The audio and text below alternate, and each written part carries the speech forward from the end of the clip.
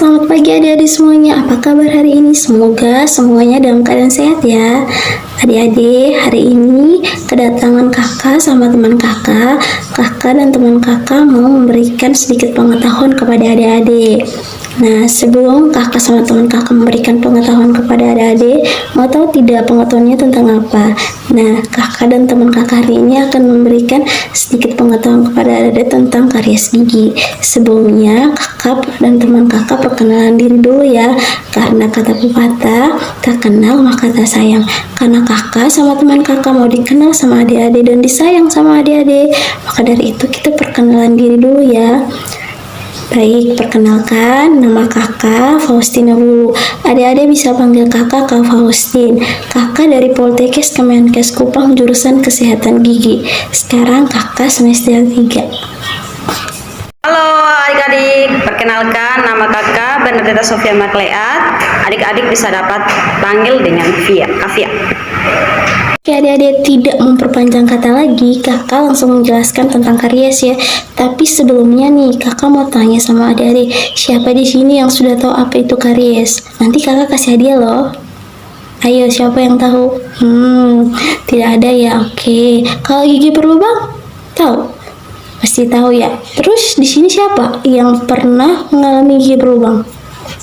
Oke, di sini kakak mau tanya nih, siapa di antara adik-adik yang giginya sudah berlubang?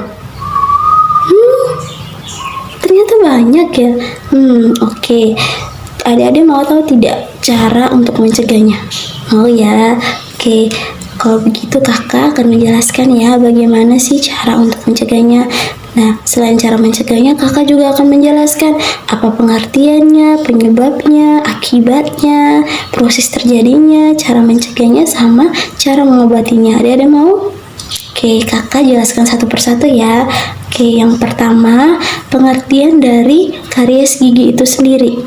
Karies gigi adalah penyakit gigi berlubang yang sering terjadi pada usia adik-adik, disebabkan oleh bakteri yang ditandai dengan adanya kerusakan jaringan keras gigi hingga mencapai pulpa. Nah, pasti ada di sini bingung ya, apa itu pulpa? Nah, pulpa itu adalah jaringan saraf yang terdapat di dalam gigi. Nah, jaringan saraf ini mempunyai hubungannya dengan jaringan saraf yang ada di kepala. Jika adik-adik mengalami gigi berlubang dan mencapai jaringan pulpa, maka adik-adik otomatis akan merasakan sakit kepala ya, yang sering adik-adik alami, terutama bagi adik-adik yang sudah pernah gigi berlubang, pasti pernah merasa sakit ya. Oke, nah sekarang adik-adik mau tahu tidak apa penyebab dari gigi berlubang atau karies? Nah, kakak akan menjelaskannya. Adik-adik tahu tidak, ternyata penyebab dari gigi berlubang itu adalah hal yang sangat sederhana yang sering adik-adik lakukan setiap hari. Mau tahu? Yang pertama, konsumsi makanan dan minuman manis. Adik-adik pasti suka sekali ya yang namanya makanan dan minuman manis. Kakak dulu juga begitu loh. Nah, kakak mau bilang nih, adik-adik untuk mengurangi konsumsi makanan dan minuman manis ya, karena itu juga merupakan penyebab dari gigi berlubang. Nah, yang kedua, produksi air liur yang sedikit. Nah, adik-adik ya, air liur ini juga sangat penting untuk kesehatan mulut dan gigi kita. Kenapa? Karena air liur ini membantu membersihkan sisa-sisa makanan yang ada di rongga mulut kita. Nah, jika kita kekurangan air liur, maka makanan yang ada di dalam mulut kita tidak dibantu oleh air liur ini dan kemungkinan besar akan menyebabkan plak. Nah, plak inilah yang lama-kelamaan akan diubah bakteri menjadi gigi berlubang, menjadi asam yang lama-kelamaan akan menyebabkan gigi berlubang. Nah, dan yang ketiga adalah kebiasaan minum susu botol saat tertidur, terutama untuk adik-adik yang waktu usia 5 tahun ke bawah dan yang mungkin sampai sekarang masih ada yang suka minum susu botol saat tertidur. Kakak sarankan untuk menghindarinya ya. Kenapa? Karena waktu adik-adik minum susu botol saat tertidur, kandungan gula yang terdapat dalam susu itu akan terendap dalam mulut adik-adik dan lama-kelamaan lengket pada permukaan gigi. Nah, gula yang berasal dari susu tadi, jika tidak dibersihkan, lama-kelamaan akan berubah menjadi endapan lunak yang disebut dengan plak. Nah, plak ini lama-kelamaan akan diubah oleh bakteri menjadi asam. Nah, asam inilah yang menyebabkan kerusakan gigi atau yang disebut dengan karies gigi. Maka dari itu adik-adik, kakak sarankan untuk tidak mempunyai kebiasaan mengisap susu botol saat tertidur. Dan penyebab yang keempat adalah jarang menyikat gigi. Nah, adik-adik, sebelumnya kakak mau tanya nih, siapa di sini yang tadi pagi sudah menyikat gigi? Angkat tangan. Nah, ternyata banyak ya. Nah, kakak mau tanya, terus siapa yang tadi malam sebelum tidur menyikat gigi? Ayo, siapa adik-adik di sini yang tadi malam menyikat gigi? Ternyata banyak yang tidak ya, bahkan hampir semua. Oke adik-adik, kakak mau pesan nih sama adik-adik, kalau menyikat gigi itu waktu yang tepat yaitu pagi sesudah makan pagi dan malam sebelum tidur. Dan yang ketiga adik-adik, kakak akan menjelaskan proses terjadinya karies itu seperti apa. Nah, adik-adik, bermula dari makanan yang kita makan. Nah, makanan yang kita makan, sisa-sisa makanan kita makan itu mengendap di permukaan gigi. Nah, jika tidak kita bersihkan dengan cara menyikat gigi, makanan ini akan melekat di permukaan gigi, lama-kelamaan menjadi lapisan lunak atau yang disebut dengan plak. Nah, plak ini akan diubah oleh bakteri menjadi asam. Asam inilah yang menyebabkan kerusakan pada gigi kita atau yang disebut dengan karies gigi. Adik-adik mau tahu tidak apa akibat jika gigi adik-adik terkena karies atau gigi berlubang? Dan adik-adik mau tahu tidak cara mencegah serta mengobatinya? Tentu mau kan? Oke, untuk bagian ini kakak Via akan membantu menjelaskan kepada adik-adik. Adik-adik tolong menyimaknya dengan seksama. Baik adik-adik, di sini kakak akan menjelaskan tentang akibat dari karies gigi dan cara pencegahan dari karies gigi pada anak.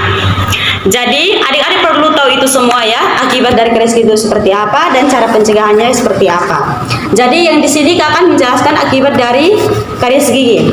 Akibat dari karies gigi itu rasa nyeri pada gigi. Bila tidak dirawat, lubangnya akan semakin besar dan akan menyebabkan gusi bengkak dan adanya nanah. Akibatnya menimbulkan bau mulut dan bisa juga mempengaruhi aktivitas adik-adik sehari-hari, misalkan yang mau istirahat. Nah, dari tadi kakak sudah menjelaskan akibat dari karies gigi. Tentu adik-adik mau tahu apa itu cara pencegahannya. Di sini juga kakak akan menjelaskan cara untuk mencegah terjadinya karies gigi. Yang pertama, adik-adik harus rajin menyikat gigi secara rutin, yaitu 2 kali sehari, pagi setelah makan dan malam sebelum tidur, untuk bisa mengurangi terjadinya karies pada adik-adik. Nah, yang kedua, adik-adik harus mengurangi makanan dan minuman yang manis seperti coklat, gula-gula, dan donat. Tidak, adik-adik tidak dilarang sih, tapi harus mengurangi itu, karena kalau berlebihan adik mengonsumsi makanan dan minuman yang manis bisa menyebabkan karies gigi. Dan yang ketiga yang lebih bagus itu, adik-adik supaya jangan terjadi karies gigi, adik-adik harus mengonsumsi makanan dan buah-buahan. Itu seperti sayur-sayuran, terus buah-buahan yang berserat yang mengandung banyak air. Terus yang terakhir, adik-adik harus rutin memeriksa kesehatan gigi dan mulut ke dokter gigi setiap 6 bulan sekali. Adik, sekarang yang terakhir, kakak akan menjelaskan bagaimana cara mengobati jika sudah terlanjur terkena karies. Nah, yang pertama yaitu tambal gigi ke dokter gigi. Adik-adik, tambal gigi ini berfungsi untuk memperbaiki gigi adik-adik yang rusak. Nah, tambal gigi ini akan membuat gigi adik-adik seperti semula. Ya, yang kedua, perawatan saluran akar. Perawatan saluran akar ini jika kerusakan gigi adik-adik sudah mencapai pulpa atau jaringan saraf tadi, maka harus dilakukan perawatan saluran akar. Dan yang ketiga adalah mencabut gigi ke dokter gigi. Nah, adik-adik, jika gigi adik-adik sudah terlanjut parah dan mencapai akar, maka harus dan tidak bisa dilakukan penambalan gigi ataupun perawatan saluran akar, maka akan dilakukan pencabutan. Nah, adik-adik, dengan melakukan pencabutan pada gigi karies yang sudah mencapai akar, bertujuan untuk menghindari terjadinya pembengkakan atau timbulnya. Nah, adik-adik mau nanti nanti pipinya bengkak, tentu tidak mau kan. Maka dari itu harus dilakukan pencabutan ya adik-adik. Ya adik-adik dapat terhindar dari namanya karies gigi atau masalah kesehatan gigi lainnya. Nah adik-adik, sekarang kakak sama Kak Via mau pamit. Kakak harap semua yang kakak jelaskan tadi dapat bermanfaat buat adik-adik.